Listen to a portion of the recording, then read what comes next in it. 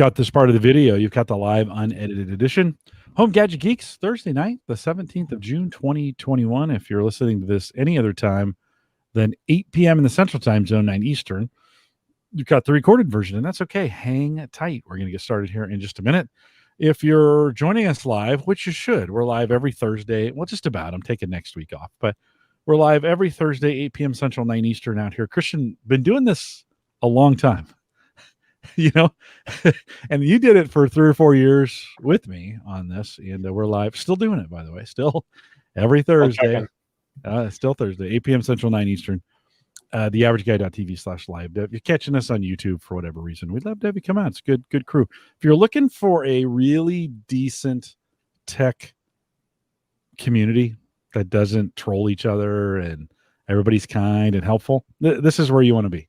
So you can check it out on Discord, theaverageguy.tv/Discord. We'll get started here in just a second. Christian, good to catch up with you, man. Like I'd love to say we've been talking since the last time I saw you. I think we did the 10th anniversary show. I think that was the last in December. Yep. And then we were like, oh yeah, we'll do Cyber Frontiers. Yeah. It's like when the professor takes a sabbatical at university for a year, right? And so if Cyber Frontiers is truly from an academic perspective, then sometimes sabbaticals are healthy things. So yeah. Well, we both. I know it's been nuts for you. I have not had the easiest schedule in the world. I really thought I had it good during COVID. Like I really had it good. And now like it has picked up. And this week we did a big summit last week. We did the Clifton Strengths Summit. Well, we call it Gallup at work now. And you know the deal. You worked for the organization. You know what a big deal that is. And I thought, so we had 3,500 people, all virtual, big 2 days. I mean, it's a big deal, right? Big deal for us to pull that off. And I thought this week would just kind of settle down into, maybe do some 4 or 5 hour days across the week after doing 12s, all week last week. No, 7:30 to 5:30, and then 8 o'clock calls 3 nights out of the week. And you're just like, wait a minute. What's it supposed to be this way? But apparently it is. Hopefully you got some summer plans. You got any plans for the summer? Got any vacay in there? Yeah, well, we're making an extended trip out of the jaunt back to DEF CON, so I actually spent some more time out there doing kind of day trips around the local areas and just having some fun there. That'll be kind of the first post-COVID vacation of any kind. And I mean, it's beyond 2020, which was the first time DEF CON hasn't happened in person in whatever 8 years now, however long it's been going. I don't count the year of COVID towards my streak of having been out to DEF CON every year since. Everybody is excused. Yeah. And it's a little bit therapeutic that I'm still going out. All my ACES folks from college are still going out. Oh, good. Like it's all the same folks are going to be there. So and Franz and Toby, their business has taken off. They're up to 6 employees now for their startup, and they're just on a glide path. Nice. I just was talking about them the other day. Somebody had approached me about that subject, and I said, "You ever heard of Cyber Skyline?" And they hadn't. And I was like, "Well," so we pulled up their site, and it looked like they were doing well. So they're making waves. Pretty great. Yeah, I'm pretty excited for them. Yeah. Oh, let's see.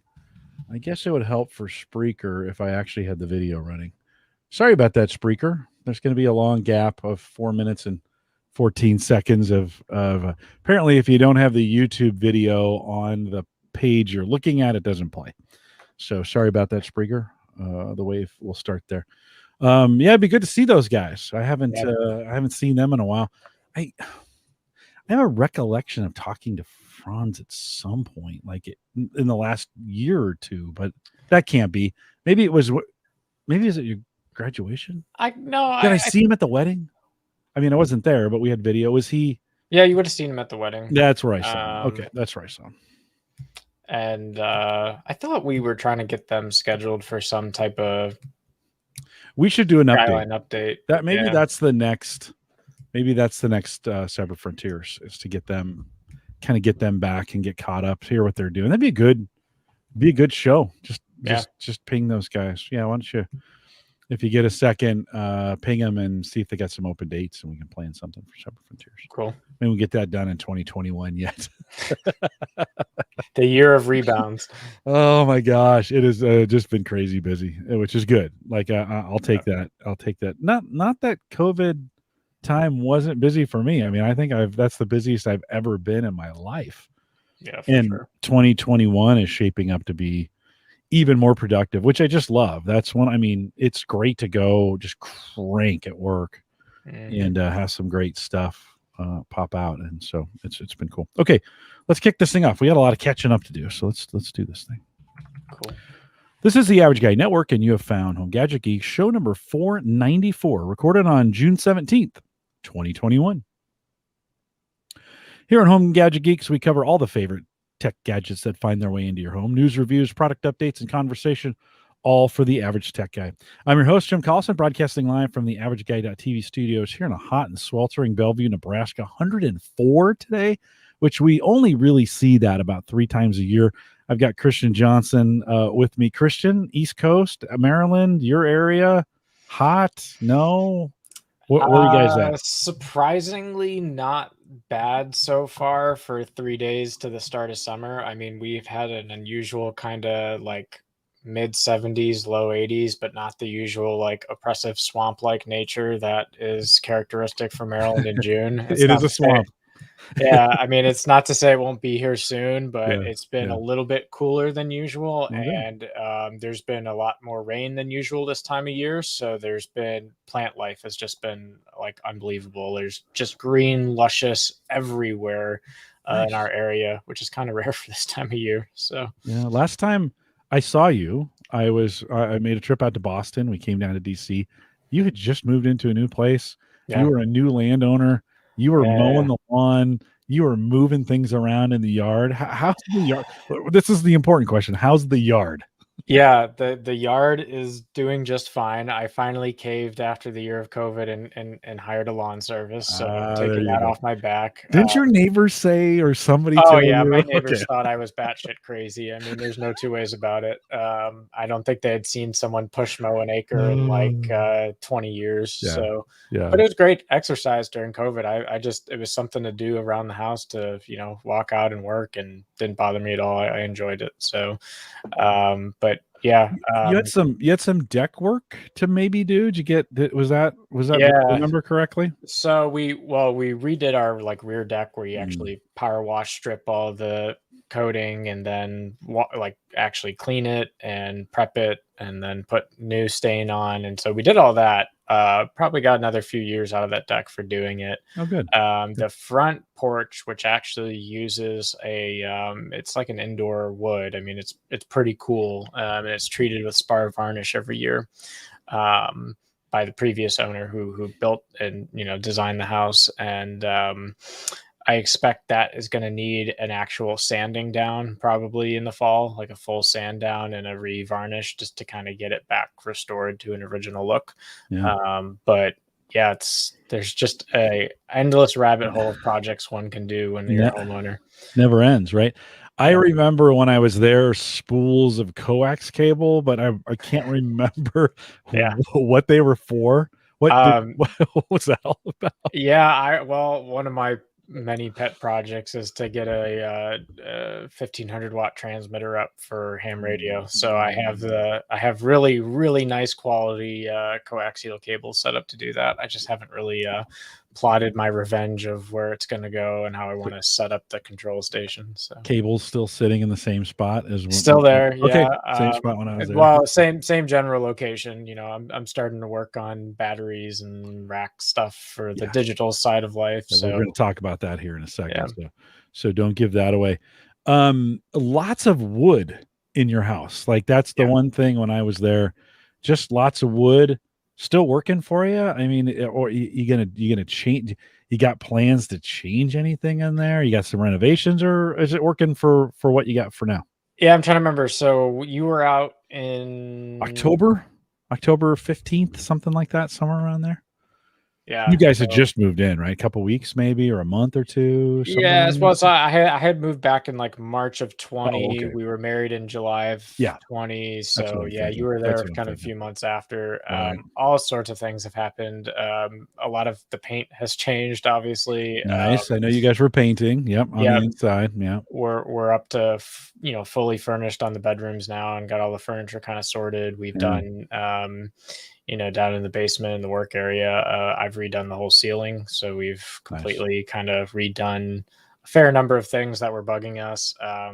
The wood was actually though one of the things that really attracted us to the home. So the fact that it was this kind of like authentic, thick Planks. thick plank Yeah. wood, kind of laid sideways, and they did custom wood trim on all the windows. It just was a very unique look, and so we might try some different area rugs and splashes of color here and there to offset that in certain places, but by Yeah. and large, the getting the rooms furnished and the wall colorings the way you want it, to really the wood has kind of an orange hue to it, so that's kind of what you're contrasting with. So Mhm. we used blues to kind of work the blue orange primary thing and have some offset colors. So no, it's been fun. I think that it wouldn't appeal to everyone, I think, as a prospective homeowner to like have like would be so much of it, but if you put kind of a modern spin on top, I think it's a fairly unique look. So Yeah, it was great. It was great to be there. I mean, I haven't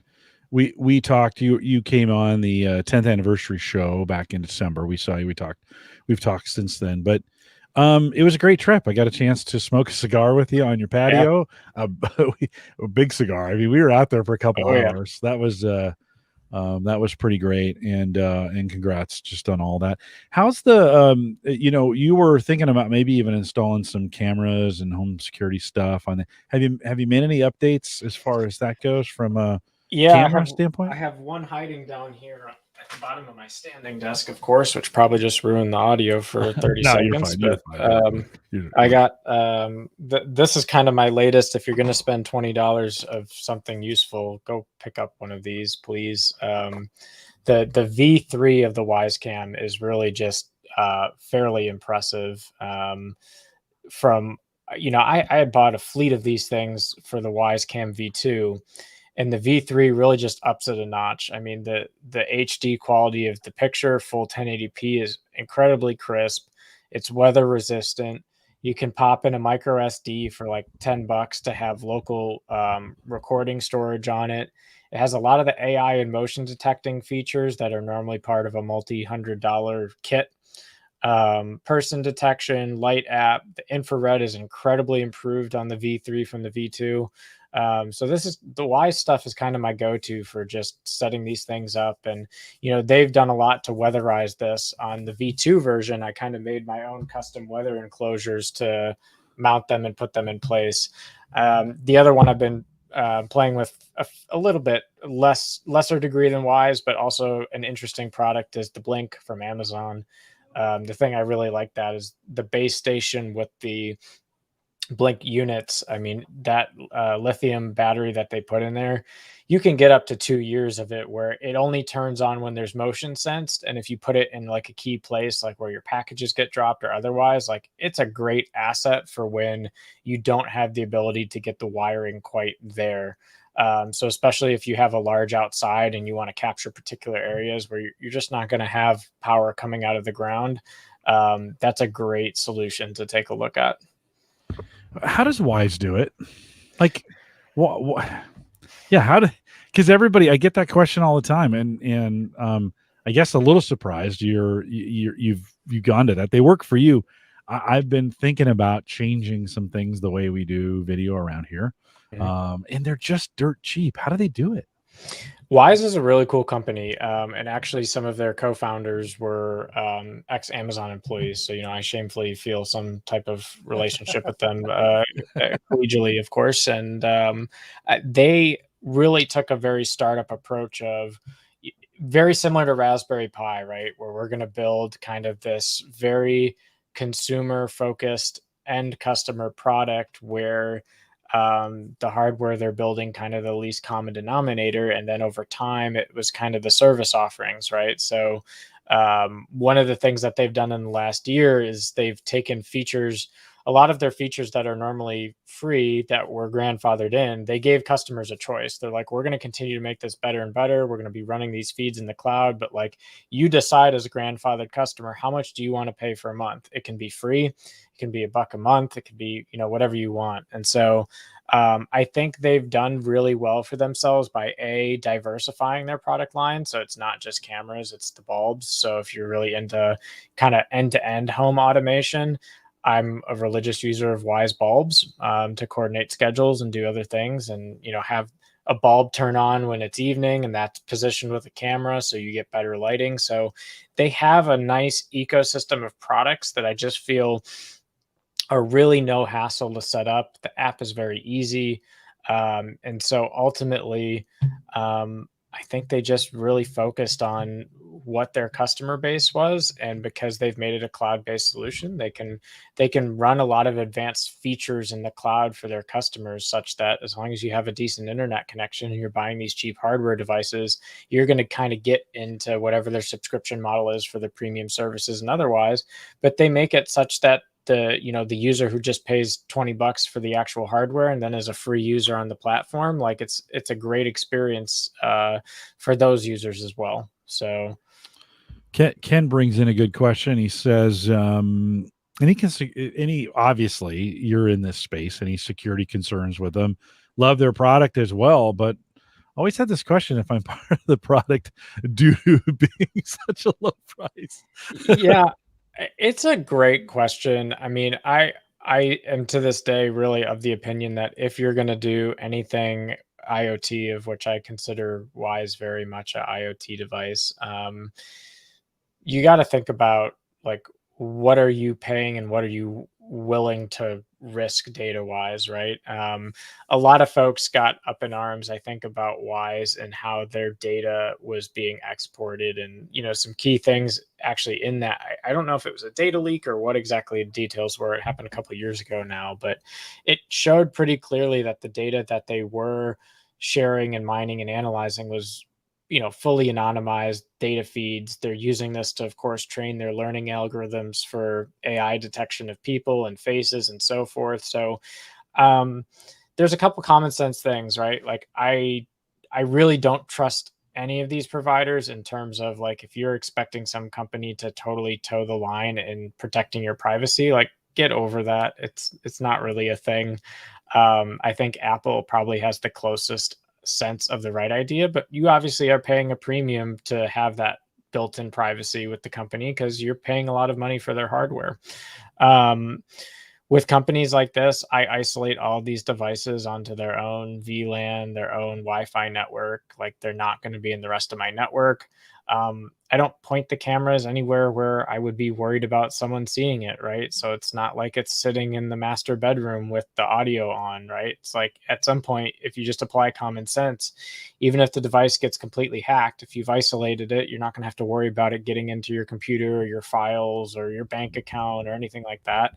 And if you're kind of smart about what are the video angles and otherwise, I don't really care if someone sees me mowing my lawn outside. I just don't. I mean, unless you're getting into kind of like some serious, operational intelligence where I'm going to look for, whether or not Ken is leaving his house every day so that I can coordinate a raid into his home. It gets a little bit conspiracy theory for me. So I just focus and try and advise customers that you can never have 100% guarantee about where your data is going in what form and what the privacy considerations are, and the terms of service are always going to change faster than you can read in a day. Mm-hmm. So you may as well just focus on how are you going to deploy them in such a manner that it meets a comfort level that you have. And I think it's important in a home environment, right? Because that's pretty sensitive to a lot of folks. So I get the question for sure. So Bust Out says, and he's listening over on Twitch, he says, wait, you're watching Ken's house too? No, I'm not that creepy, but it's John told me the other day, hey, can you talk a little louder next to Alexa? I'm having trouble hearing you.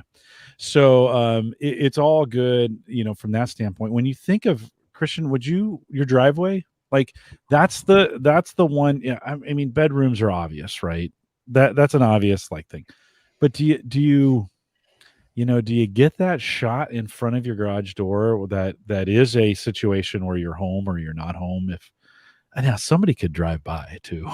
It's not like, right? I Yeah. mean, but any thoughts? That's to me, that's the one questionable spot. Like my front lawn, my front door. I don't think about those. I do have a camera on my driveway, so you can see whether I'm there or not. But I don't know. Any thoughts on that? Just that one spot? Couple things, right? So like if you have a 2 or 3 car garage door, like just because you see one car come and go doesn't mean necessarily the other two Yeah, cars have come and gone. yeah, yeah. The other thing is that this is a two-way street, right? So like let's just say some observer that is watching your driveway feed who shouldn't be is watching you come and go. You're also getting alerts and notices of people coming and going. True, So true. um, I home security to me is not a matter of just I can see the problem. It's a matter of I have the ability to react to a problem, right? Yeah. So, like this is the basis of how premium alarm systems work, right? Like Mhm. if a motion sensor is tripped or a video camera sees something it shouldn't, it auto dispatches 911. Like that's not what you're getting with something like Wise, right? But it's easy to deploy kind of multiple ad hoc solutions such that you can get that effect without the price tag. And Yeah, so I think it's a consideration. For me personally, it doesn't really move the needle because, again, if you're following those best practices and isolating and securing your devices correctly, um, even if someone is, let's say, you know, using your data in a way that you wouldn't agree with had you actually read the terms of service, is is the person sitting there mining the data the person who's going to be invading your house? Probably not. mhm. So from that perspective, it's like the data has to fall into the wrong hands, and you, in many respects, can avoid that to a certain extent. Sure. My garage cam shows my driveway, my neighbor's driveway, and the two driveways across the street. Yeah. And I've told all my neighbors, like, hey, I just want to let you know I got the cam up. I don't I don't have alerts set for those areas. Sometimes the neighbor next door triggers them, but I let them all know. And they're like, "Oh, good!" Like it's very visible. I have it up high up on right in front of the driveway. Mhm. It's the deterrent's actually the device, probably not the video that's running on it. I mean, it could be broken, but nobody, well, I guess if I said it does work, by the way. Um, but yeah, that was one of those things. I went to my neighbors and I just said, "Hey, I just want to let you know I'm doing this." And they all said, "No, that's cool. That's fine." So just maybe one of those considerations too as you're thinking about slapping these cameras on the outside. I am considering putting one out on the back shed. We have a shed in the backyard, and that Mm. would give me a good forward facing shot of anybody coming through or on the driveway coming through the property. Haven't pulled the trigger. Maybe a Wyzecam is my way to try it out. Pick up one of the outdoor cams. Is that Yeah. what you recommend? Pick up an outdoor cam Yeah, the and outdoor cam with the base station for Wise has really worked just as well as the Blink. I mean, either platform for the wireless base camera. Yeah. Okay. Okay. I have to give that maybe give that a try after the show. At the end of Home Gadget Geeks every week, and I've been doing this for I don't know, Christian, 8 years maybe. I say that the Average Guy.TV platform is powered by Maple Grove Partners. How's Maple Grove Partners? I mean, you and your dad are the genius behind this. Give us a little bit of update. How are things going? Plans still as little as $10? Is that still? Are we still? Plans still as low as $10. The stick really hasn't changed. Yeah, yeah. No, it's doing well. One of the things I love about Maple Grove is very similar to this podcast community, right? It's really a community platform. Um, I'm not looking to grow it into this hyperscale millions of customers type thing. I'm really just looking to meet that need for those customers who have a variety of different use cases, right? Irrespective of small, medium, large business, right? But I'm really interested in those one-on-one interactions and getting it right for customers who have those needs. And we've hosted a lot of content communities from blogs, podcasts, technical forums, gamer, all sorts of like gamer databases where they're querying for what trade routes they're going to take. I mean, it's been a pretty cool ecosystem of customers that have used the platform. And so that keeps me motivated to keep doing it. We have since probably the last time I've talked about on this show, invested heavily in giving customers enterprise like features in that same $10 a month plan that they wouldn't see in a shared hosting provider. And we're fairly close to rolling out a lot of those things. One is that we've been working on full failover automation. So like if a customer is on a particular server node and that server has a problem or the web app has a problem, our system automatically detects that outage and shifts their traffic to being served out of another data center. That's something you don't usually get in a shared hosting plan, right?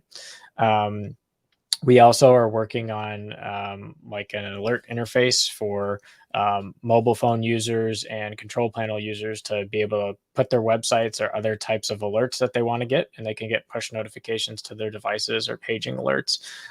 They can use it for everything from customizing notifications about the platform to, I want to see what the stock price for whatever your favorite ticker is for the day, that kind of thing. So we're doing a lot of kind of ad hoc development as time permits, and we're continuing to run the platform in a way that allows folks to run secure, reliable, high-speed sites, which is what we aim to do. What we promise, right? Secure, Yep. reliable, high-speed hosting for people that you know and you trust. Of course, we say that every week. I think last December we were talking about the backup site, the second. How's that working out? What have you learned in that process? Anything you tweaked in there as well? Yeah, really some interesting lessons about when you're setting up kind of a primary and a secondary site, which gives you this high availability for failing over traffic. There's kind of two modes of operation. Most of the availability patterns that you see in this type of, we'll just say highly available web architecture, particularly for commodity websites that run on a LAMP stack where it's PHP, Linux, and a MySQL database. The replication and high availability solutions that are usually available, there's kind of two ways to do it. The first was one I spent a long time trying to get to work in a way that I thought would be ideal, which was any data center site can take read or write requests for any given customer's database transaction. So like if a customer WordPress request comes in, it could hit either side. A write request could be processed and it would synchronize that change to all the other nodes where that customer was being replicated. And sounds great on paper, but the key there is rule of three. And it's like, well, what do you mean rule of three? Well, most of the algorithms that are designed for doing this type of cross node replication requires a minimum of 3 nodes because of a problem called split brain, which is if you only have 2 nodes and one goes offline, the other can't really query to understand like what was the state of the last transaction. Am I the node ahead or am I the node behind? And so what happens in split brain is that if one node has a problem in a 2-node solution, the other node is like, I'm going into read only because I don't want to get my database in an inconsistent state from what my peer replica is. So I've really tried to design the architecture such that we can operate customer availability in 2 zones per customer instead of 3 zones per customer. So eventually I kind of gave up on this concept of architecting it such that customers would have a 3-node or some type of parity checker or otherwise. Instead, I've moved much more towards a slightly older design pattern, but equally effective, which is to have one be the primary node and one serve as a hot spare standby. The difference, though, is that the failover is immediate, right? So you're not waiting when a primary fails for that other one to come in line because it's getting real-time replication. It's watching the deltas on the primary and immediately pushing it. And if a health notification is, a health event happens, which could be a multitude of things, right? It could be replication stops. It could be your upstream ISP that's sending traffic in or out has an outage. It could be that local web server has a problem. It could be your database locks up, like whatever it is.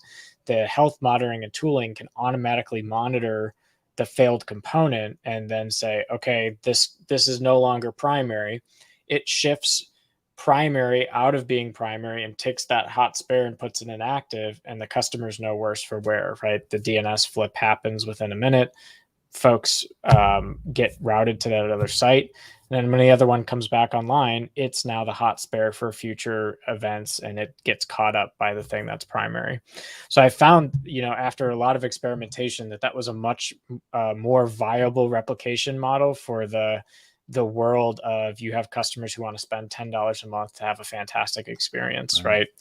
So that's really where a lot of the lessons were first, is around like, what is the right replication pattern for these types of customers? How do you automatically manage, maintain that so they don't have to know a lick about it or what it means, right? To them, it's like, I want an FTP server, I want my WordPress login, I want my email. I don't care about any of the other pieces of it, right? And one of the big tenets about Maple Grove, and actually a really interesting, we'll call it a business decision, is that I hate control panels. We have lost customers because they get frustrated over time that we don't offer control panels. And it's like, that means you've outgrown our model. That's awesome. Like, we'll help you get to wherever you need to go. There's no hard feelings, really, one way or another.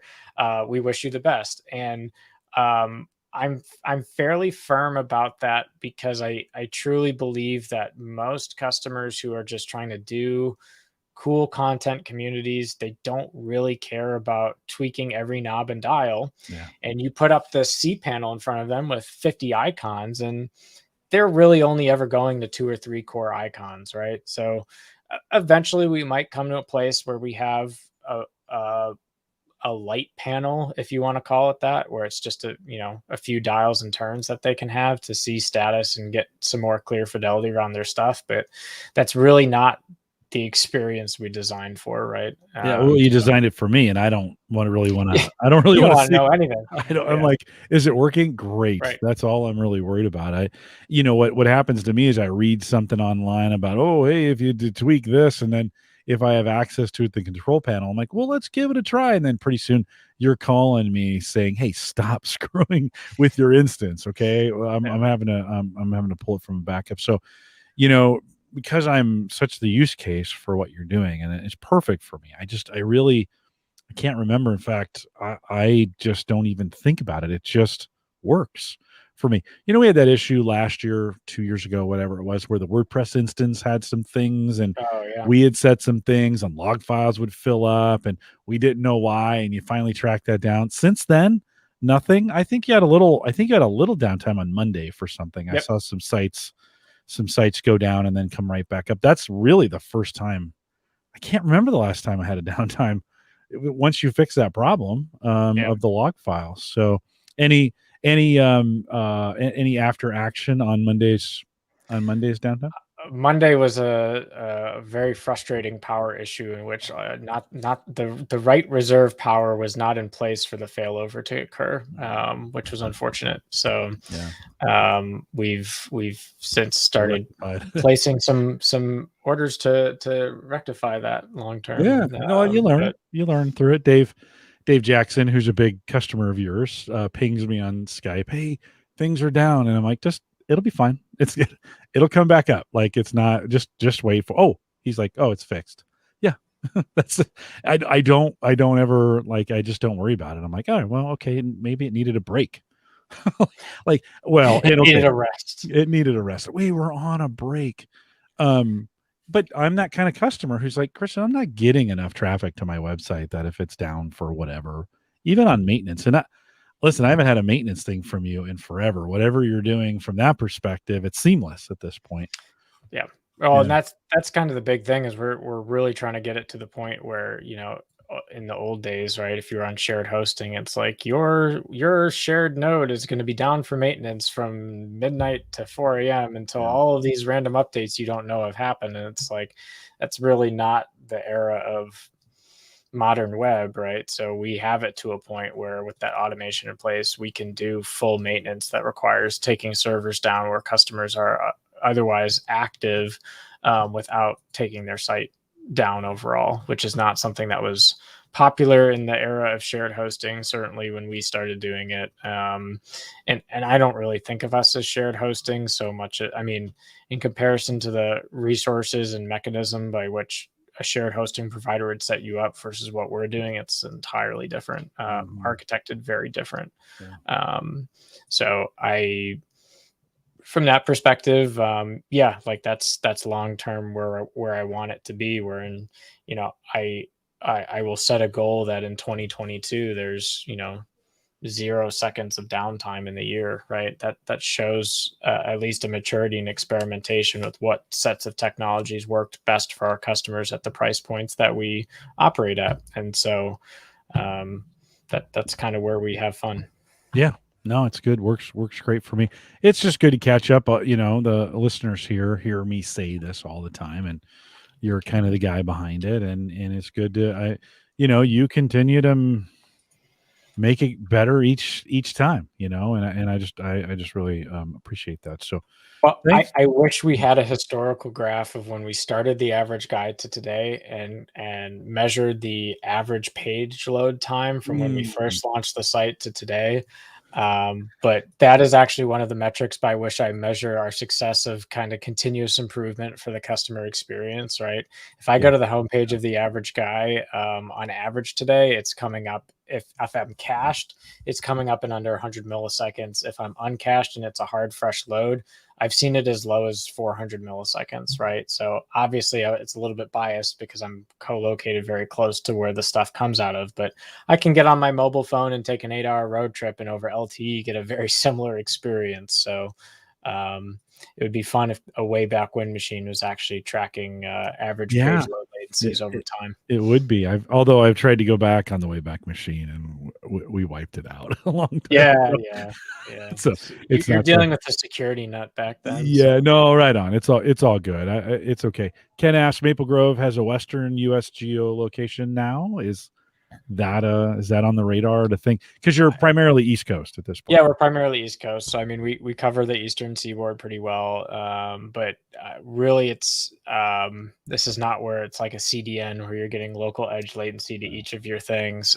So if you're in the U.S., you're going to get fairly fast load times, right? The latency would only start to become a concern for like if someone in China is trying to, stream video consistently from you and you're hosting it locally on our content. We would advise you to just put that on a CDN and serve it statically, right? So we're not really in the like we're going to give you this amazing low latency thing geographically throughout the world, because one of the things that we pride ourselves on is that we own, operate, and manage all the hardware, and that your data isn't sitting on some provider that you quote don't know and therefore maybe don't trust. So from that perspective, we recommend to customers when they have those types of requirements how they can integrate with our platform or otherwise move on from it, but we're not really kind of vying to have physical hardware in all these different geographical locations yet. Yeah, no, it's good. I think it's a good point. And if you're, I just will say, if you need hosting for anything, Christian can do just about anything for you. Check out maplegrovepartners.com. I usually say that at the end of the show, but I wanted to kind of catch up with you, see how things were going. You're making, when I was there, when I was there on the Johnson compound, I saw, you were thinking through some things and setting some stuff up and wiring and cabling and power. And I was like, oh, this is pretty cool. So good stuff. It's always good to know that you're behind it. For me, that you're behind it and that you're doing it day in and day out. So appreciate that. I went through a process, I don't know, for the last couple of months of buying a car. And I spent a bunch of time looking, of course, at Tesla. Because you have to, right? And spend a bunch of time. Yeah. I did end up not going with a Tesla. I bought a Subaru Legacy for half the price. Nice. 2021. I love this car. Like, I really do like it. It'll be the last gasoline engine, I own. But your thoughts, you're probably coming up at some point on thinking about the next gen vehicle for you. Any thoughts on electric automobiles and where they are today? Wow, you're gonna get me on the record on cars. Write that down on your calendar. Trying to, anyways. So I'm currently in the process of trying to burn the wheels off of a 2016 Sentra for every last penny it's going to give me. It's an incredibly cheap car to drive. Yeah. It gets me 42, 43 miles per gallon on the Beltway, which is just fine by me. And it's in great shape. I, proactively do the oil changes and all the other necessities, and I very much use it as a commuter car. And one of the things that's nice about that vehicle and its form factor is that it makes dodging in and out of parking garages and tight spaces really easy, which is a common problem when you're doing DC area driving. So in the short, medium term, my plan is to continue to, burn that thing into the ground. Outside of that, kind of looking forward at what I would buy if that were to kind of fail on me tomorrow. I'm into the hybrid sport luxury cars. Is kind of where my sweet spot of interest is. So I guess folks will be disappointed to say that Tesla isn't my first thing on my list. I do have plenty of friends of both the podcast show and of college and otherwise who are sporting their Teslas, and they're very cool. Don't get me wrong. Like there's a lot to like about that platform. But I'm a bit more old school. So watching very closely to the G70 that Genesis makes, really, really beautiful car. It has a lot to offer as kind of both that sport muscle feel with also that luxury interior and that hybrid feel. Also, the Acura TLX 21 is a pretty impressive vehicle. If I had to choose between the two, I'm probably more in the Genesis family right now than I would be in the Acura family, but that is the smell of cars, so to speak, of where I'd be forward looking at after I burn the Sentra into the ground. Yeah, no, I remember when you got that Sentra. I think I was on campus pretty quickly after you got it new, I think. Yeah, and I actually, before that, I drove the Ultima, which was the size up, fairly bigger, and it handled way better in snow, but the Sentra has been great as that kind of commuter car, so. Yeah, no, well, listen, I drove an 06 Honda Civic Hybrid for 15 years. It got me one trip out to see you last fall. It struggled when I got back. It made it. It did make it, but it did come back with an oil leak. So that was I blew something in there in going the speed limit or close to it for most of the trip. It was a super fun trip. So I understand. I also am a guy who buys cars and drives them into the ground. However, with this Legacy that I just bought, there is some thought if it's a 5 or 6 year hold. Like I think we're going to be making some changes infrastructure wise. I think the charging infrastructure is going to get better. I think, and it's pretty good now. Jim Shoemaker in the chat saying he really don't want to do it. What doesn't want to do it because the infrastructure is not where he goes, and that's a valid point, right? I mean, I think we're still on our way to it, but I think we are racing our way to some pretty normal infrastructure for charging. You can kind of you really pull in a gas station, pull in a charging station. Man, that's hard to get out of your vocabulary, isn't it? Right? Pull in a charging station, put the charger on, go in, use the facilities, grab a bite to eat, have a quick conversation. You're charged. I think, or at least charged enough to get to the next 300, 400 miles, whatever that is. So I think we're getting close. And I just felt like, I'll give myself another 5 years. I think I'm pretty safe in that. That Legacy felt a lot like the Tesla when I was in it. I mean, the driving feel, with the exception of the incredible acceleration. Okay, no cars doing that, right? I mean, you're paying big money for that on the gas side. But yeah, Christian, I just kind of felt like this buys me 5 or 6 years. The resale on those have been pretty good. Who knows? Well, shoot, the way used cars resale are right now, I might be able to sell that car that I just bought for a profit. Sure. Yeah. So Go ahead. No, you bring up an interesting point about the infrastructure. The infrastructure, I think, certainly has matured in a lot of areas. In fact, one of the related products of Tesla that I was looking at recently that does totally captivate my attention is the Tesla Powerwall, right? Because generators have surprisingly gone way down in cost, like to install a full-fledged Generac, et cetera. And if you have access to natural gas to power that thing, I don't think there's been a more affordable time to put in a generator in quite some time. The more pricier option is to go get a Tesla Powerwall, where you literally have this wall unit that's connected to either a solar panel or solar roof tiles, where the entire roof is solar tiles. Now, if you want to get the solar roof, you pay $80,000. If you want to get the Powerwall with a normal solar panel, you pay around $30,000. So, like, obviously, pretty inaccessible for the average. I want to back up my home on some dedicated power alternatives. However, I could certainly see 15 years from now the infrastructure being such that it is in a competitive space with what it would take to install a generator. And if that happens, where the two are competing head to head, you could see a huge shift in the types of infrastructure available, not just for those use cases, but for the electric car industry, right? So it's like, there's going to be that kind of battle for a while, where Tesla was the one big company that suddenly made electric cars sexy, right? Before that, the Volt and some of these other hybrids, to me, really didn't define the market at all. And then, of course, Elon comes out of his usual left field, puts together something that people thinks is a sinkhole of cash. And it's doing pretty well, right? And I think there's still probably some investor, is it a boom or bust stock, in the whole 9 yards, but you can't argue with the fact that in 2021, Elon controls the narrative of what it means to be an electric car on the market, period.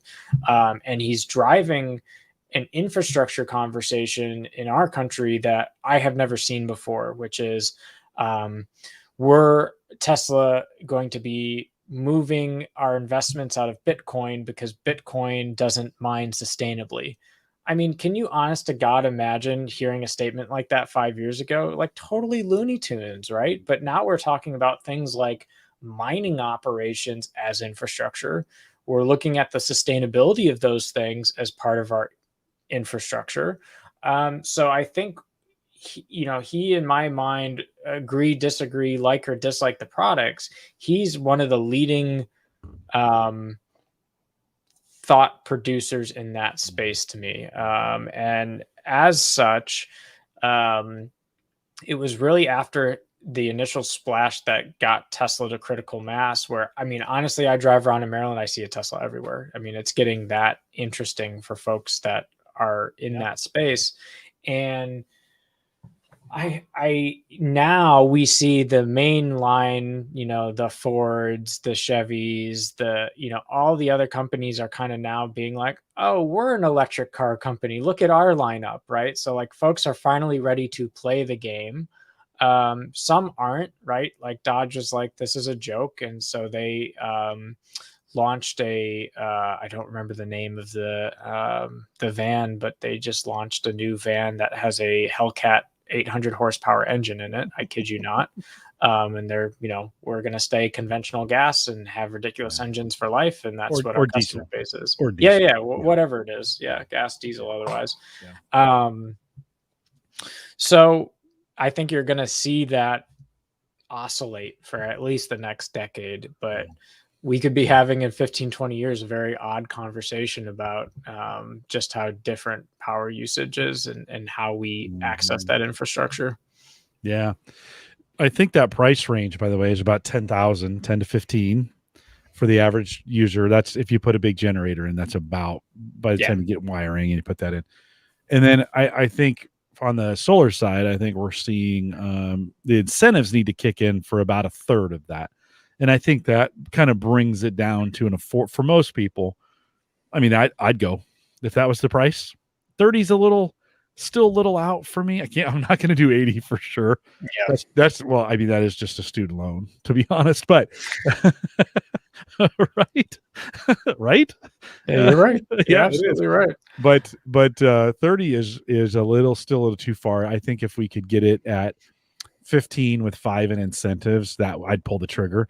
Oh yeah. I have a south facing house that it was perfect for solar panels. I mean, the roof is pitched right. Nobody was thinking about this in 1959 when they built it. So it's a total accident, but the pitch is right. The facing, it is dead south. I have no trees. I mean, it's crazy how hot that roof gets. And I'd love to kind of do all three. So put solar on with a battery and still have a mini generator Yeah. as just that overall kind of power. I lose my mind, Christian. When we lose power, I lose my mind.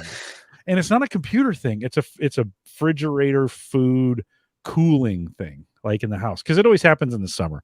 We lose power in Nebraska from tornadoes. That's why we lose power. Rarely is it a winter snow thing. That's happened before, but so I think. Do you think does that pricing in U.S. dollars sound right to you? I agree. Yeah, I mean, I think even if you get it close, even if it's slightly more than conventional, I think you Yeah, would see a mass yeah, movement in that direction. yeah. I'd love to have the Powerwall. I'd also love to. I'd love to get. I mean, I drove the Tesla and I like it. I like the way it drives. It handles It's a great differently. vehicle. It's a great Yeah. vehicle. And okay. And I guess I should say I'm treating Tesla like Kleenex, just to be honest, and that it's now the brand name for EVs, right? Yeah. And so I put the down payment. I put the 100 down on the Cybertruck back in the spring, and Excellent. I'm not going to buy it. Like it's really not at this point. Well, I don't know. Maybe Jim and the Cybertruck. if Amazing. if used cars prices keep going where they're going, I might be able to sell the Legacy and buy the Cybertruck new. We'll just have to see how that goes. That's not true, by the way, but it would be funny if it was. Um, I'd love to get there. I'm not ready yet, and I don't, and I'd love to go solar when I can. Jim Shoemaker was saying, it's. I still think we're a ways away, from full wind and solar taking everything. I think, and listen, we still got some fossil fuels to burn through, so it's not like those are depleting next year. So Right. we got a ways to go, but man, I think you're right. The next 10 years of energy is going to be really, really interesting. And then, of course, Elon back again. I've been watching a Starlink launch just about every other day on YouTube, right? It seems like they have really turned that into, Christian, it's a commodity. Like, I mean, they just launch and the things come back and they land. Yep. And then they just a couple days later they send another one up and it lands. I mean, you got to be impressed, right, with their ability.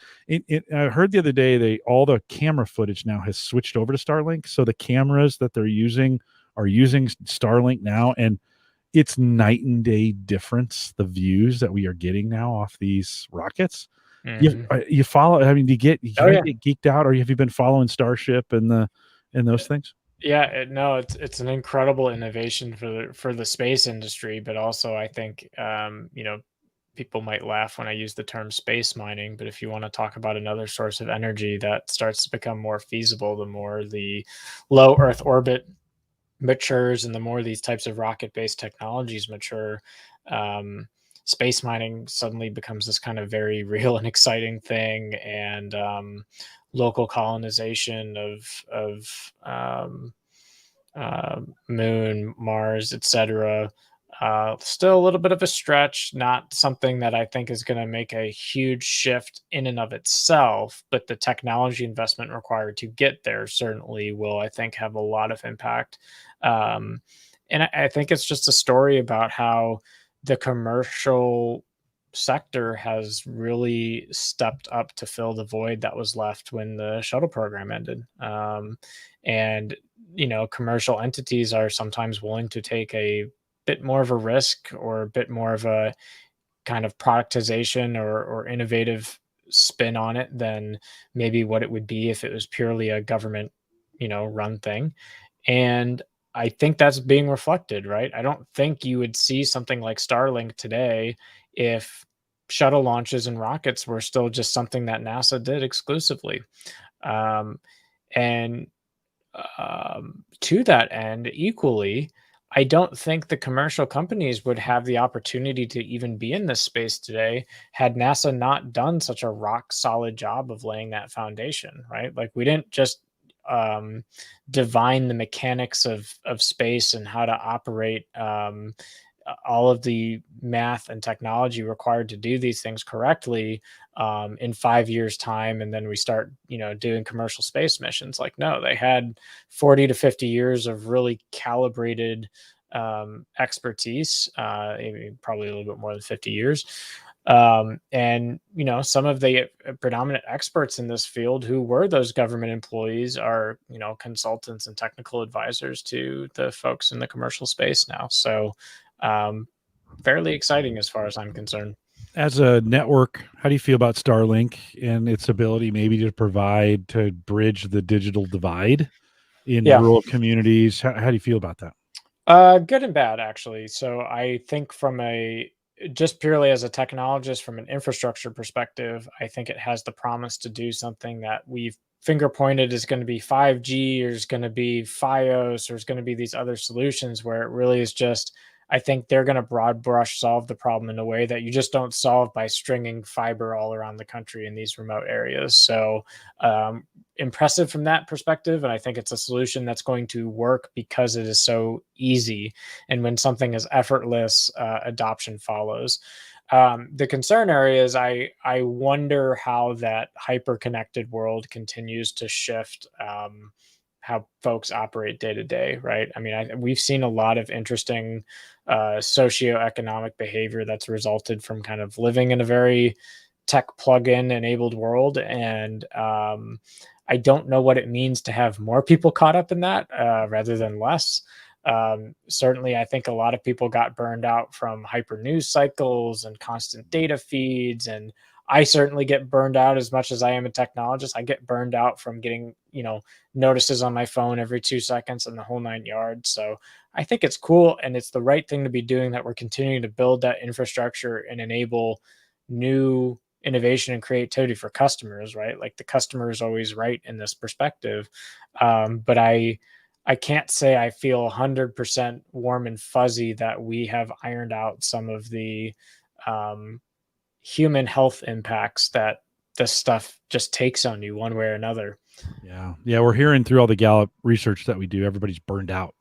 Like, and it's a well-being issue, and Yeah, absolutely. I've almost kind of thought, I mean, the last year, while for some it's been COVID, but the effects of it itself have really caused, I think, some form. I'm no doctor and I'm not diagnosing things, but Dr. Jim. some of those PTSD that we would associate with that, Mhm. that everybody has just a little bit underneath the surface of, like, I'm ready to lose it. Like, Yeah, one more thing and one more tweet, and it's one gone. more, right?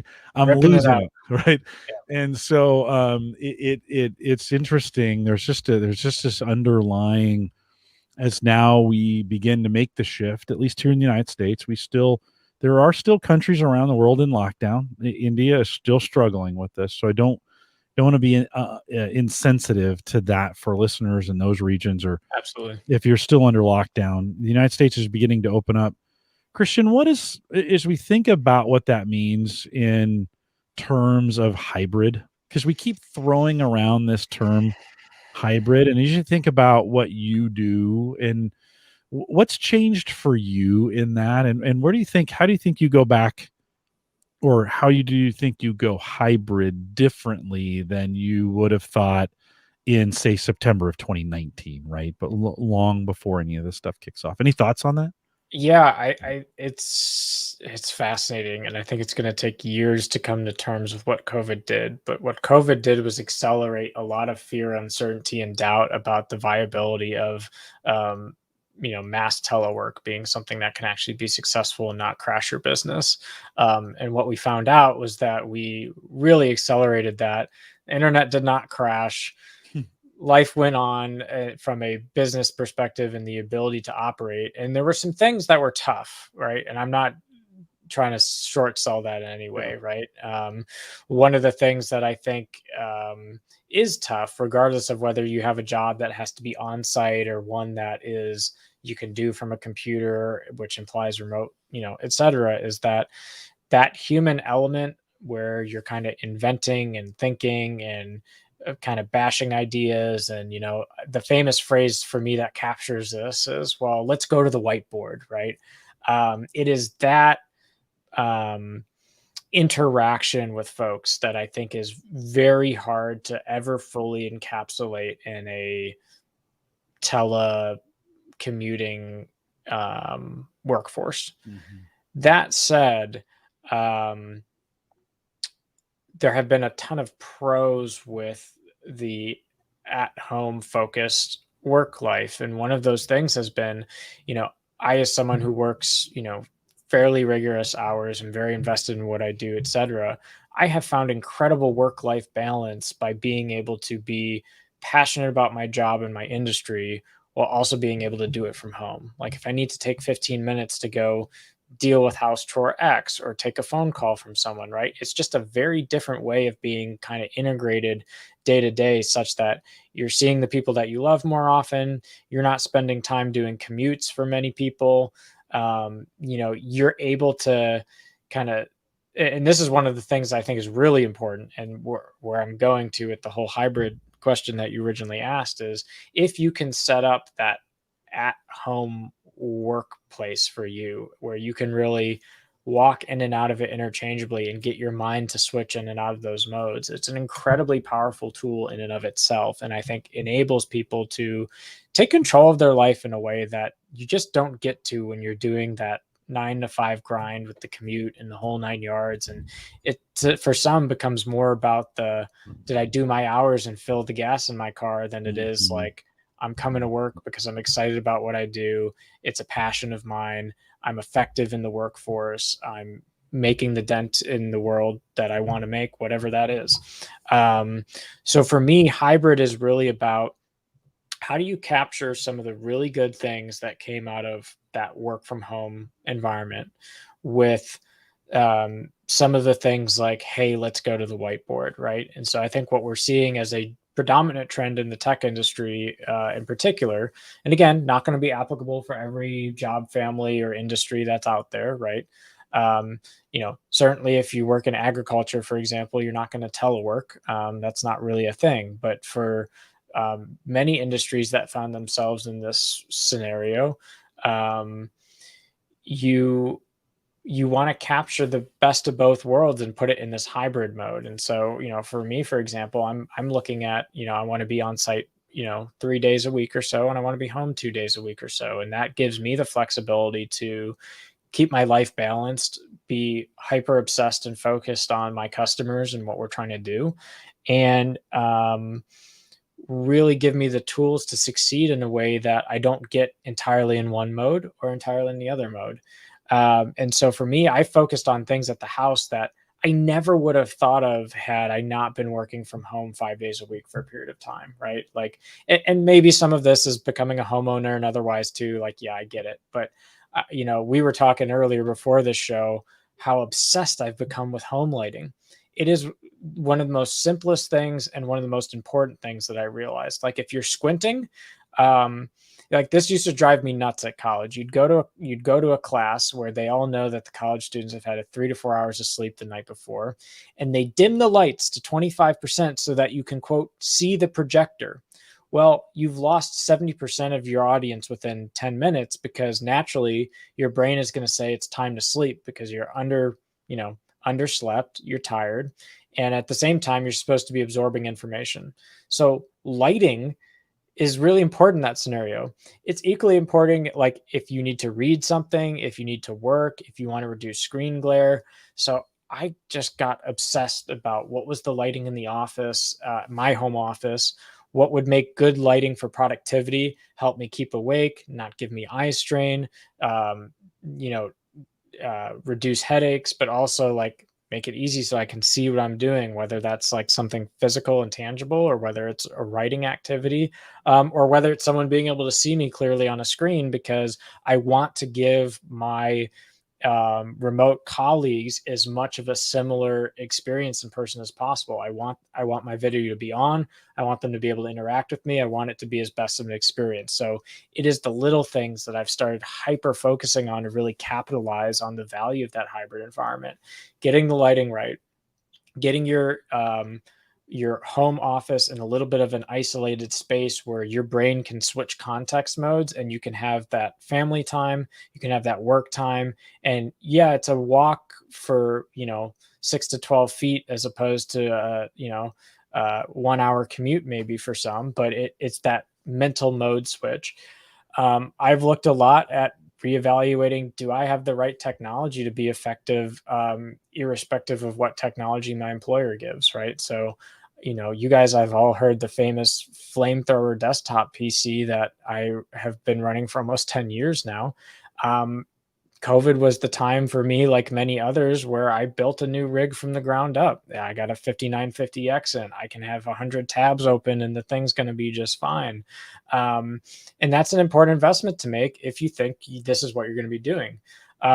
Screen real estate, incredibly valuable. I can't remember if it was a Gallup study we talked about or otherwise, but like there's plenty of data that shows the difference in pixels and both the information you can process and the amount you can output. Like you got to have the right gear to do the right job. And I think employers are going to be in a position where now that they know this works, they're going to be providing more incentives employees to have those tools to be successful in hybrid. But I do very much think hybrid is here to stay for a significant portion of industries and workforces.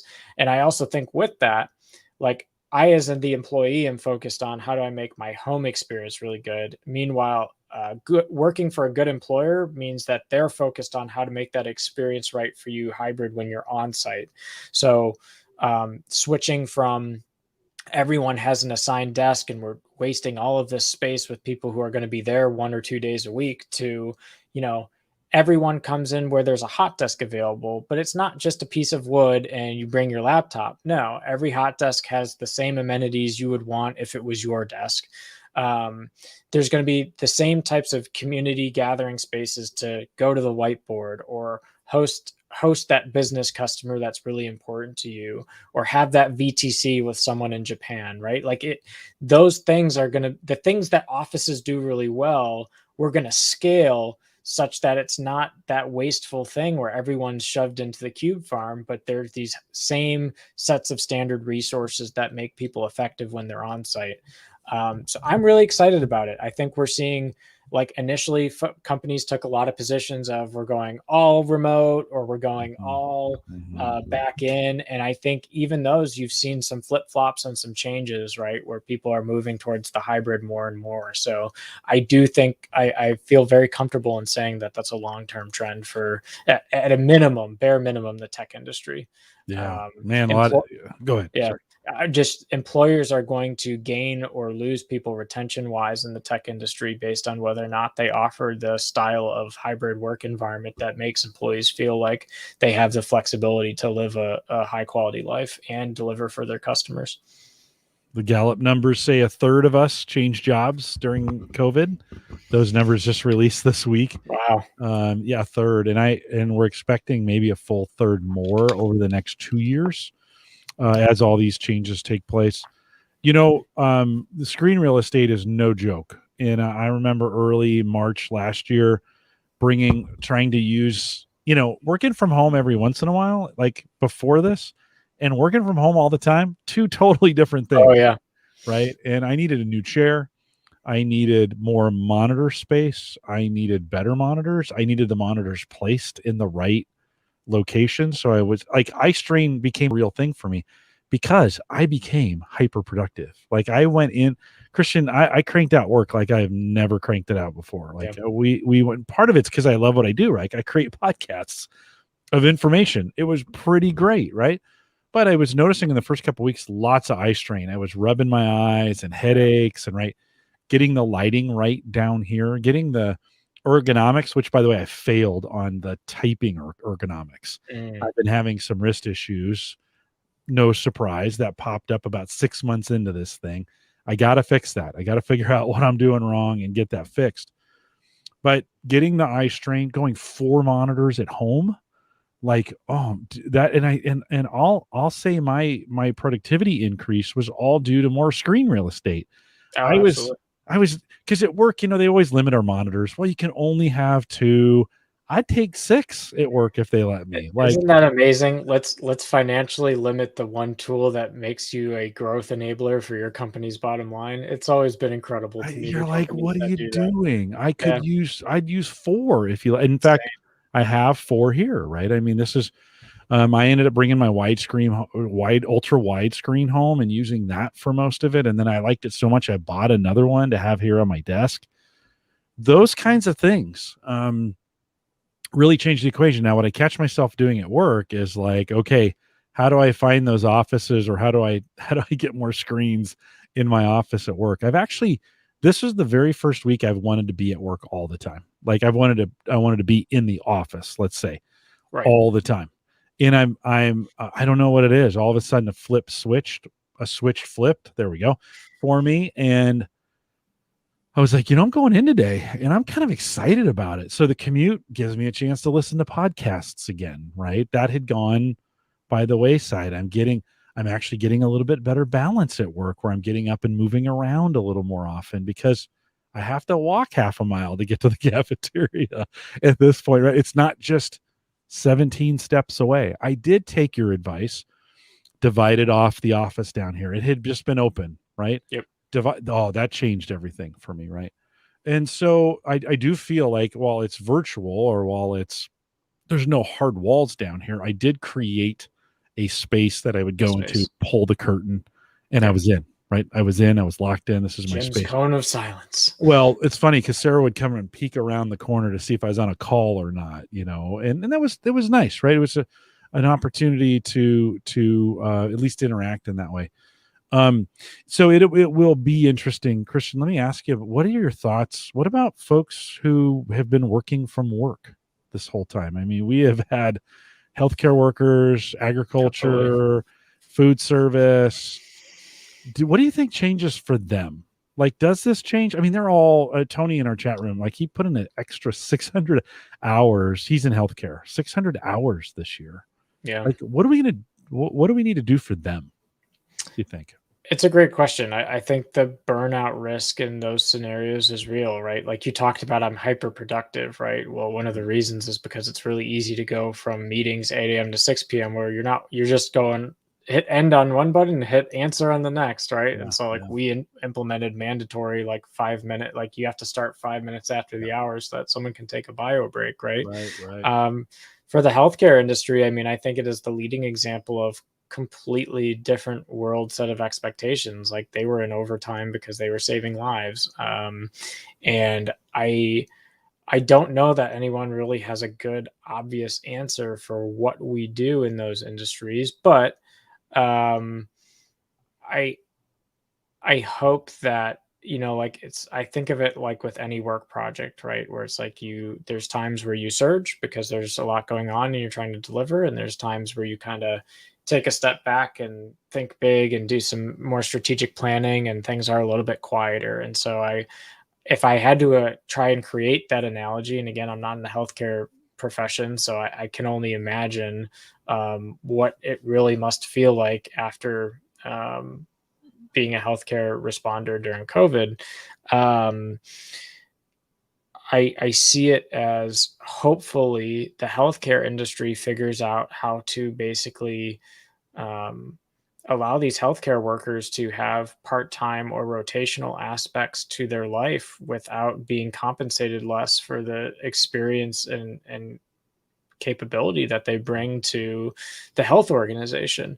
And ultimately, you think of these ER doctors who work crazy hours sometimes or crazy shifts, and you think of, nurses and other staff who are just kind of always there fighting the fire.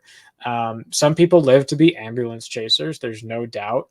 And I mean that sincerely from a perspective of they get a lot of reward and satisfaction out of solving, um, imminent an imminent crisis, whether that be someone's health and well-being, whether that be a technical challenge, what have you.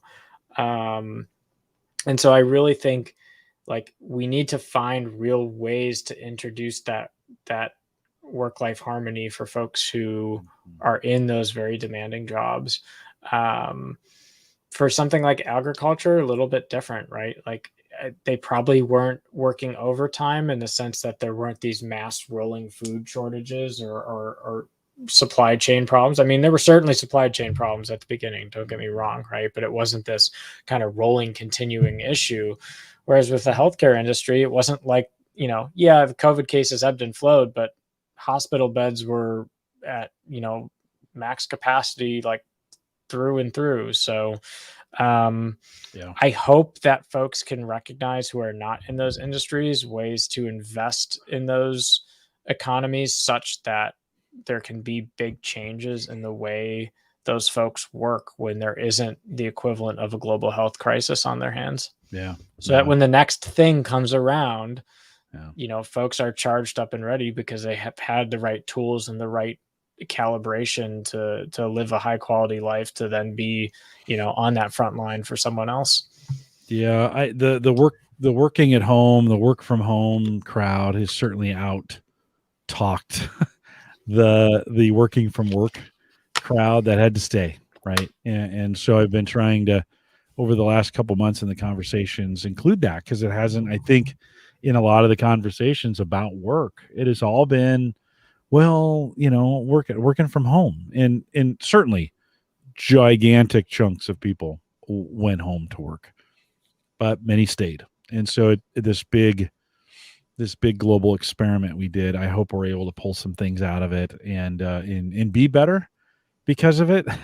Make some real changes for that help people. And so I think we got a couple interesting years ahead for us. So good stuff. Christian, with a few final thoughts, can you update us on what you're doing and how that's working, and just tell us what you can from that standpoint. Yeah. So I've been, I guess, with Amazon Web Services now for a little over 4 years. So continuing down that software engineering route. Did you just start college like last year? Dude, it goes so fast. I don't even. I don't know what to tell you. It seems like you just started your freshman year at University of Maryland. That seems like yesterday. Yeah. And yet it feels like there are times it feels like it's a million miles away too. I think of that first winter on campus when they closed. Boots on the ground. Yeah. You and I were walking the whole campus. That feels like 100 years ago. It really does. Yeah. No, it does. Yeah. But, and in some respects too, 4 years at Amazon has felt like the equivalent of 10 years in some other places. I mean, it is a very fast-paced, high-energy place. I love coming into work every day, coming in as being whatever way that one comes into work these days. Doing work, right? Doing work. Yeah, but I just get super charged up by the people I'm working with, right? Like there's always someone smarter than you in the room and that you're learning from and engaging with. And I never feel like folks are there to punch a clock and do it because it's a job. I feel like people are truly trying to be inventive and innovative on the next thing and the next thing and the next thing. And just that gets me really excited about what we're doing. I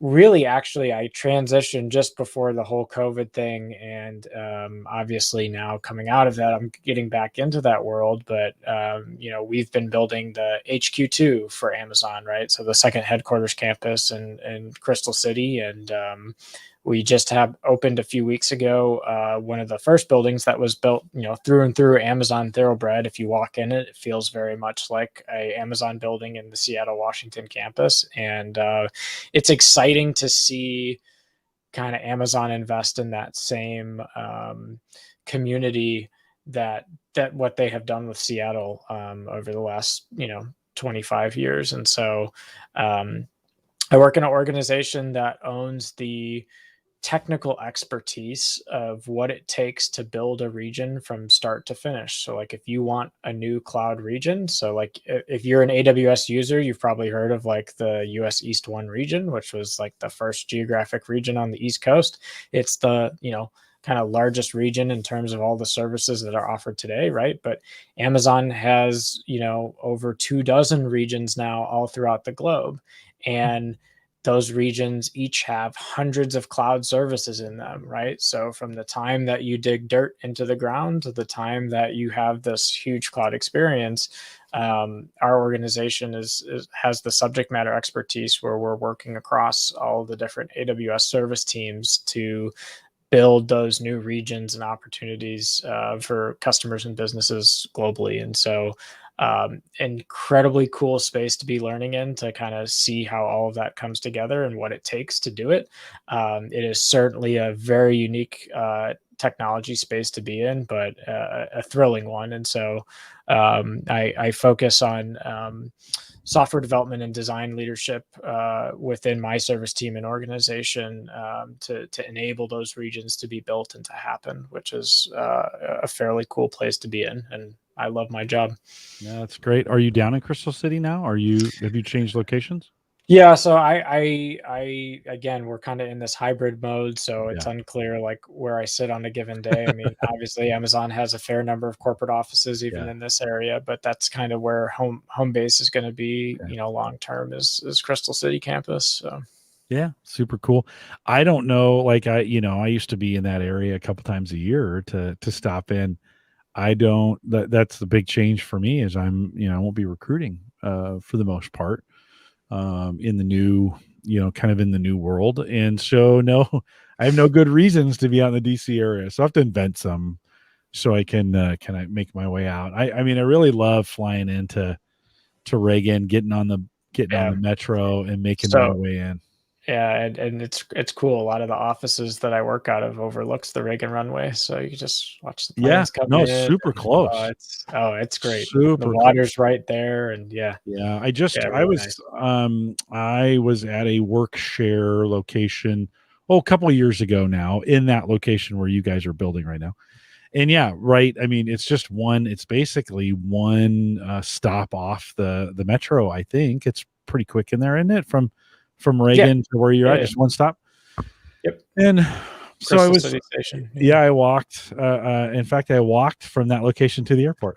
It was Yep. that close, and I was yeah. like, "Oh, this is great. This is amazing." So yeah, I'll have to figure out some. I'll have to figure out some ways to get out there and see my DC friends. I will be heading up to Boston in September to see Ed. We're hanging out. There's a Cigar Authority anniversary party that's going on up there, and so I'll be anxious to get up there, see him, and get that in. So no side trip to DC this year. That was a ton of fun. Really, my first trip through Connecticut and then through New York City. I'd never been to New York City before, and then you got to drive the New Jersey Turnpike at least one time. At least once, right? And so, super great from that. Christian, anything we missed that's on our list there that we should? I don't know. We should have covered anything else before anything quick before. Did we cover it? Do you think we caught up with you? I'm sure we did. I've had these side anecdotes on the house front around garage door openers, but I just feel like that's a rabbit hole. Have you chosen one? Are you going? I think it's down to the LiftMaster stuff is just really like if you want high quality that will last a long time, you buy a LiftMaster. They're also the same company that owns and makes the Chamberlains, which is kind of the same in kind device. So it's like very hard because there's this little bit of price delta for things that probably largely have the same internal components. But I find it interesting how much a garage door opener is no longer about opening your garage door. Like the latest ones are all about like securely having your Amazon packages delivered by them being able to open your garage door and drop it in, and the 1080p cameras looking at them. And I don't know. I just find it kind of cool and ridiculous all at the same time, but it's kind of one of those new home gadgets that I feel like people don't talk about very often, but has changed a lot in the last few years with what it's they're doing. Like a home security hub.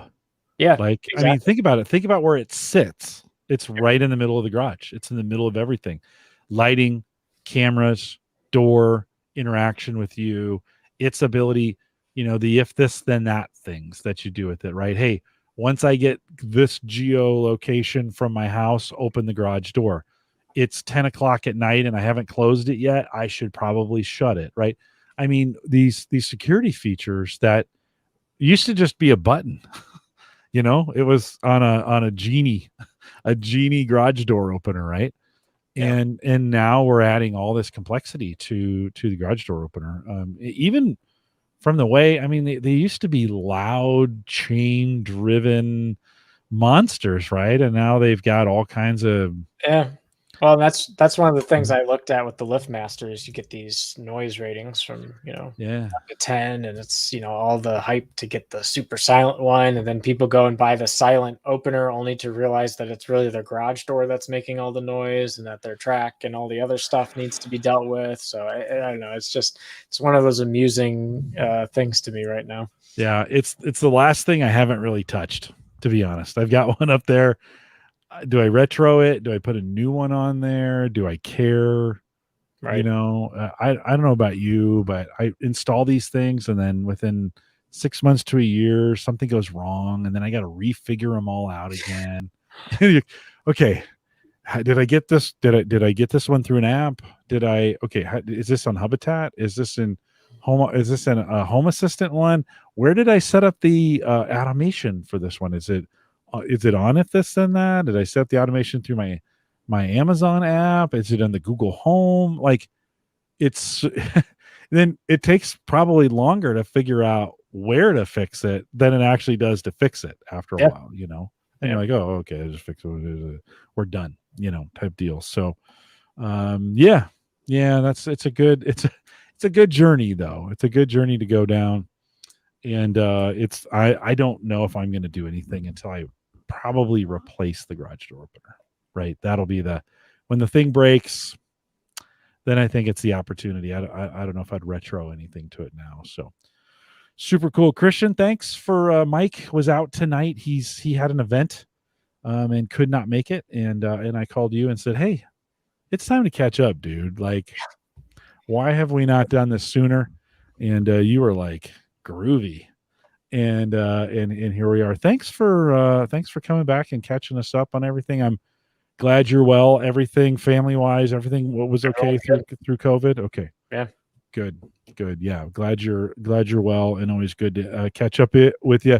We'll remind everyone, of course, the Average Guy.tv powered by Maple Grove Partners. Get secure, reliable, high-speed hosting from those folks that you know and trust. If we haven't convinced you yet, just head out to maplegrovepartners.com and get it done today. Christian, have you finally jumped in on crypto? Are you doing anything around crypto? Come on. I'm dancing around crypto. It's still that one thing that you're going to have to like drag me in with hands and feet kicking and screaming. But no, you're pretty smart. I'm watching closely. I think fintech is a whole another 2-hour conversation in and of itself, but the jury is not out on me for crypto one way or another yet. So. Yeah. Well, it's certainly interesting. It's still interesting. Oh, it's fascinating. I just, for what goes on and the personalities around it and those, those kinds of things. It's not an open and shut, we're following this Chia coin, CHIA, Chia. It's a hard drive mining one. And this is the first one I've been in since the beginning. And so following the politics are way more interesting than following the technology. Like, it's still just kind of a blockchain, it does the same things blockchains do. That part's pretty boring. The interesting part is the relationship between the farmers and the devs and all these, it's crazy and oh my God, Christian, the whiners that are in these groups of you said you lied. No, we didn't. You told me, it is just atrocious. If you ever want to just lose your mind, follow a crypto group of some kind. They are bizarre. I will remind you, if you do need a tool to jump in on crypto, or at least start to learn it, go over to Coinbase or theaverageguy.tv/Coinbase, jump in. If you make $100 deposit, I get 10, you get 10. Not a bad way to jump in. Know what you're doing on these things. I do kind of feel like although it kicked back up again, I do feel like this day trading crypto craze has calmed down a little bit.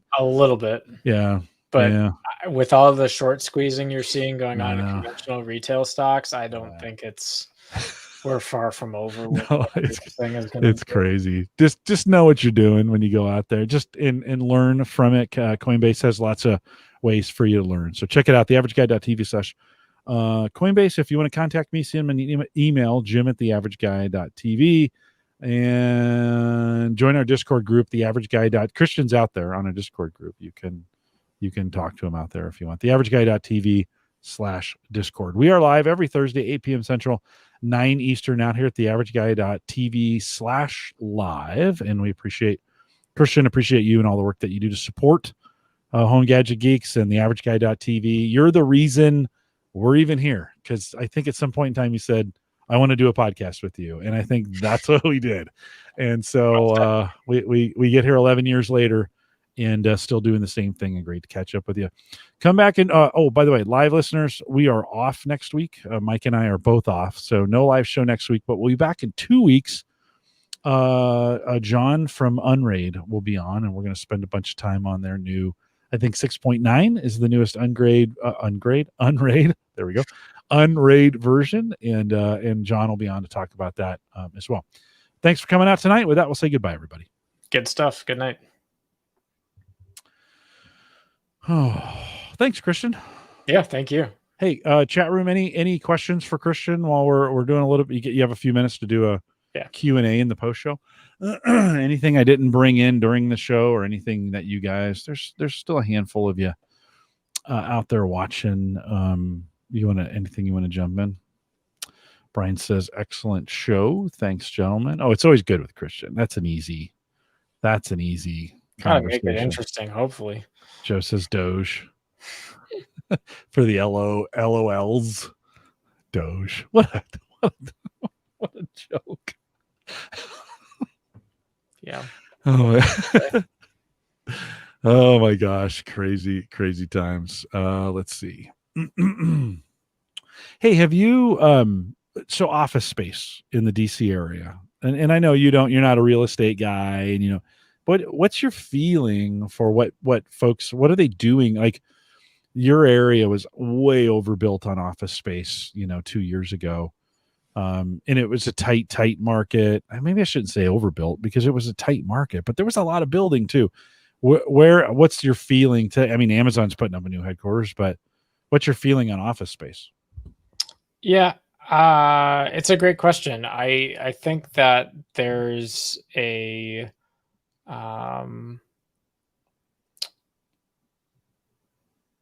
there's a lot of these companies like JBG Smith and some of the other companies that do the property management and then the leasing to the companies that actually occupy the space. And I'm thinking they're trying to think, how do we modify these spaces to continue to drive that interest with whatever this new hybrid thing is going to be? I would agree with you that folks were oversubscribed from the perspective of people used to be thinking in the model that I need to have one physical office space for every employee that I hire. And now that people aren't thinking that way as much, I think all of a sudden there's going to be all this space available that folks maybe don't know what to do with when they retool. So I don't see them building a lot of new offices necessarily, so much as renovating and revamping a lot of the existing space. I think that's where the money's going to be, is in revamping. Yeah. And I also remember in this area, I'm trying to remember the name of it. You'll remember it. It's a company that does the one room office startup. It's like a shared office workspace. Yes, they get So chat room we get that. We work. Yeah. Or something like that. Yeah. So I don't know if that picks up again in that form or if it looks different, but I could even see that kind of stuff regaining popularity. So I don't know. I don't have a brilliant sense for it, but I certainly it certainly makes me wonder. Yeah, no, it is one of those. Neither you or I are experts, and we didn't even stay at a Holiday Inn Express last night, so we won't pretend to know anything. But I in the Omaha market, I don't think anything's changed. I expected to see leasing, office space with the leasing signs out front, and I expected that to be on the news, how real estate markets were plunging because of the unused space. I haven't seen any of that yet. Now, I'm not saying it's not coming, but I just have not seen. I drive around town. I mean, I just have not seen that happen. In fact, I think we may see some, some of those spaces get taken up by wholesale, or shipping, Amazon like shipping operations, where we move those from physical offices to storage. Like it may be that just in time delivery now is the thing. And so we start tearing down walls, and we're just storing things in them. Yeah. And I don't know. It's like people, I don't know. Some people used to like turn their offices into like little extensions of their home where they'd bring a bunch of stuff in and a bunch of stuff and store a bunch of stuff. And I think that's cool. Like, I don't know that that's necessarily, going to be a thing of the past, but I don't think it's going to be as common. I don't know. Listen, I realized I didn't need any of the stuff that's in my office. Like I didn't need, there's a couple books, 3. That's it. That's all I needed. That's all what I needed was super fast computer, high speed access, and a whole bunch of monitors. That's what I needed, right? That's what at the end of the day, in a comfortable chair, right? Yeah. We painted. So the office I'm in, first time in 15 years it's been painted. And so a couple weeks ago, the facilities folks contacted me. They're like, "Hey, can you clear out your office so we can paint it? We just need you to take everything down." Jim's like, "No." I was like, "Do I have to?" I mean, I had a ton of junk. You saw my office. I mean, I had a ton of junk in there, and I had all kinds of intern stuff and awards, just junk. Like, and I'm not saying my awards were junk, but I had a lot of junky awards, like running things we had done in fitness stuff. So I took it all down and put it in a box. And I had like 6 boxes, maybe 7. And they painted. And then I stared at those boxes and I was like, okay, what absolutely needs to go back? And over the course of a couple days, 3 dumpsters full of, 3 trash cans full of, like, I don't need to have this stuff here. It just doesn't need to be. And it doesn't need to be at home either. These are trinkets that I've like, and some of them, so the ones that were important to me, I took a picture of. Just like, okay, at least I got a picture of it for the future if I ever, I need to get rid of some of this stuff. And I just cleaned house, and it was great. Yeah. I don't, one of the other weird trends I found that is odd for, someone who's, technical is like, I still like hard copies of stuff that I'm reading or marking up sometimes to really just sit and stare at it for a while. And so I go back through my office drawer and just be like, what is all this paper that's like just collect it? It's just like, get it into a shredder bin like immediately, because it's just not like, what are you doing? Right. I know. And I had, in Gallup, every time we do a manager retreat, we do 2 or 3 of those a year. It came with a folder and a notepad. Like, why for a day retreat I would need a notepad with 15 pieces of paper on it? Why?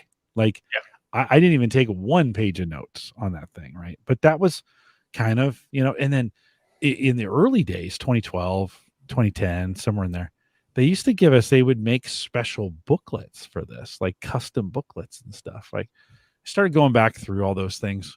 I had a designer make these things, and they got printed and put together, and somebody did all that internally. We do all our own stuff. But I was like, do I really need a management handout from 2012? Like, why am I keeping all this stuff? Into the shredder. I mean, I culled a ton of stuff and got rid of it. It was just like, and stuff employees gave me, 10 years ago that they're gone now. and nobody's coming into my office and taking inventory. Like, oh, where's that gift I got you? You know, I had a couple shot glasses that I brought home. I'm like, I'm not going to use these at work.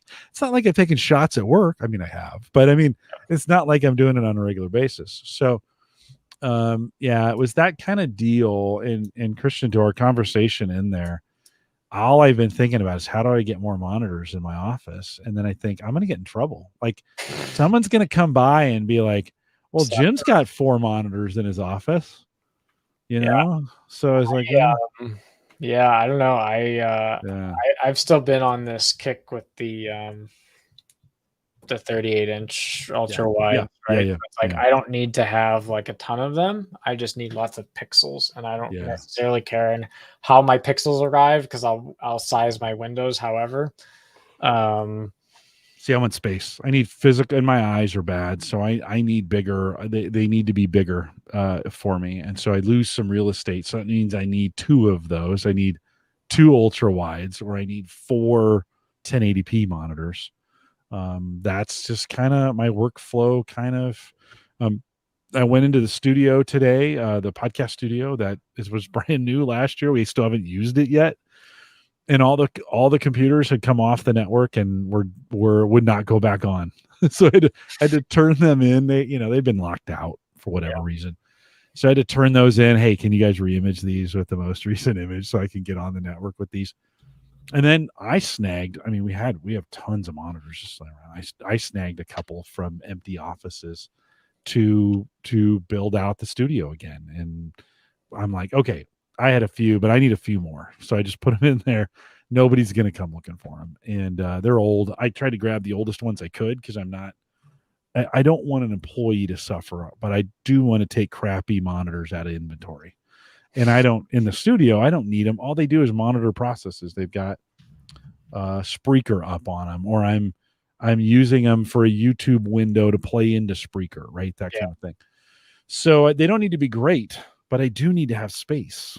And so I've just all week I've been thinking about, could I take my ultra wide and get 2 20-inch monitors and flip them up and put them on the sides of the ultra wide, so I've got landscape and 2 portraits? That would be fantastic. I would absolutely probably get fired. Do you see anyone that does the vertical flip of the monitor still? No, I really don't see that anymore. I don't. I want to. I mean, I have over here. So on this monitor to the left, I've got the Surface Pro and a monitor right above it. So there's 2 there, and then there's the ultra wide. And then I've got a 27-inch next to the ultra wide that's in landscape, and a 24-inch above it, right above it, that's in landscape. And so, I've got 5. I have 5 screens and 1, 2, 3, 4 computers. 5 screens, 4 computers, all tied together with Synergy because one of them's a Mac. Yeah, I bought a Mac Mini. In the time I haven't talked to you, I bought a Mac Mini. That's what we're the M1 chip. Yeah. It's pretty great, by the way. But you know what? But no GPU yet. No. No. So yeah, that has been, but the kids, it's funny because Sarah will come down, and Sarah and Sammy were like, what do you need all these for? And I'm like, okay, well, monitor and crypto on this one, and it doubles as my audio recording. All the home automation and cameras is on this one that stay up during the day, so I can just glance and they're there, right? It's also the video recording one. The Mac does the work for the podcast, and then I've got Slack open on one, and I've got Keybase open on another, and then and I just keep them open all the time. Discord and Twitter are on the ones over here, so I can see if there's notifications on them, right? I don't want to do that stuff on my phone, Christian. I could do it all on my phone. I don't want to do it on my phone from here, right? Yeah. No, I think that's fair. Yeah. And that's just the home setup. Then I have 4 monitors for work. So I have 9 monitors down here. I think it would be cool to make it commodity for folks to set up like the New York Stock Exchange style setup, where like it's really easy to do hanging monitors in a standard configuration, just like it is installing track lights, right? I feel like you have to think about you have to think custom to do most of that stuff, which is fine, but Yeah. I feel like there's got to be a market for that somewhere. Well, and there's like I have a 4-monitor stand at work that's empty now. I use it in the old studio. I really don't need it where I'm at, but I've thought about just bringing that home and setting that up. But you kind of need 4 of the same monitors for that to really look good. Otherwise, it kind of looks jankety, you know, because they're all, you know, they're in a 2x2 pattern. And but yeah, well, and I don't listen. I've got monitors all over the place. I don't care. Like, I kind of care that they're even, but I don't. And they're not all the same, but I don't care. Like, they're screen real estate, and they do exactly what I need them to do when I need them to do it. And you know, do it for a couple months, and then something will change. And I'm like, all right, tearing this one down. It's going. And I had a touch screen, an old touch screen monitor up here, and we got a treadmill, and I'm like, oh, that's going out to the treadmill. That would be much better as the treadmill monitor than it would be down here. I'd never used it for touch. So out it went. A new one came in and got put in its place. So that has been that. Yeah. That has been, I dream every day at work about, like, am I going to go steal another monitor from somewhere in the building so that I can have 3, you know, where I have 4 here. Although I figured out how to get it done. So it works, you know, it works. So if you're listening live, no questions. I'm a little disappointed with you, chat room. I really thought we'd get a question or two at an AMA on Christian. We don't get that very often, but maybe I put them to sleep with my soothing tones and stuff. Okay. They'll have lots of questions when you hit 506 episodes. So. That's right. Yeah, we're getting super close. We have to plan. I haven't even thought about what 500 means. Maybe we'll have to, I don't know. We'll have to do something. Guys, if you're listening live, thanks for coming out. We'll see you in 2 weeks. Remember, no live show next week. I'm taking the night off. We'll see you